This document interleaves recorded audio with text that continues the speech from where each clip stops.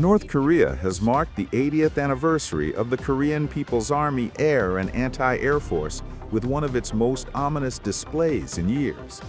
On Friday, Jong Un presided over a massive ceremony at the new Kalma airfield on the East Coast.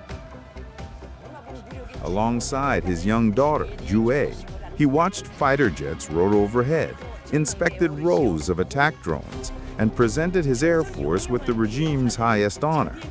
But the show of pride quickly shifted into a warning. In his speech, Kim announced that the Air Force will soon receive brand new strategic military assets and take on a new important mission tied directly to North Korea's nuclear deterrent.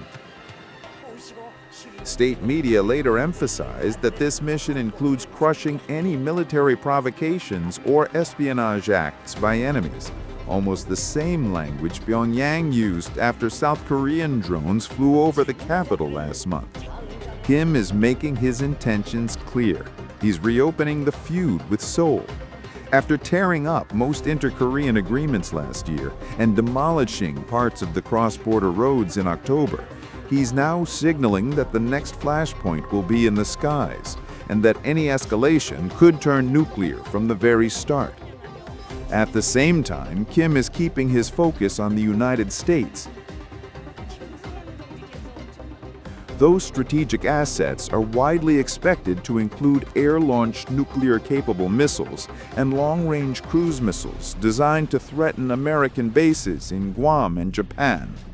And according to Washington's latest intelligence assessment, North Korea now wants its Air Force to serve as a second, more flexible leg of its nuclear triad, alongside land-based missiles and submarine-launched weapons. But here's what alarms military planners most. If a full-scale war breaks out,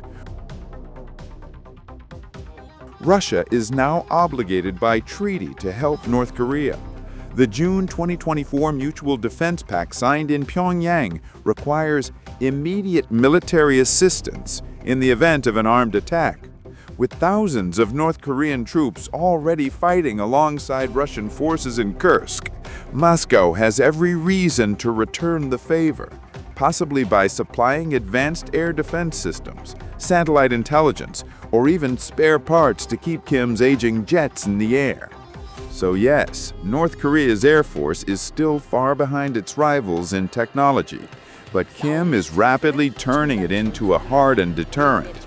New attack drones rolling off assembly lines, nuclear weapons small enough for tactical aircraft, and a message aimed at the world that any attempt to neutralize his missile force from the sky will trigger an immediate nuclear response.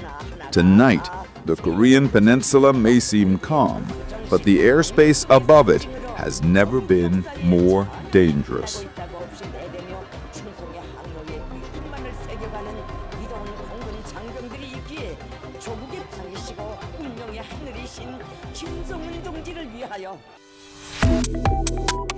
Subscribe to One India and never miss an update.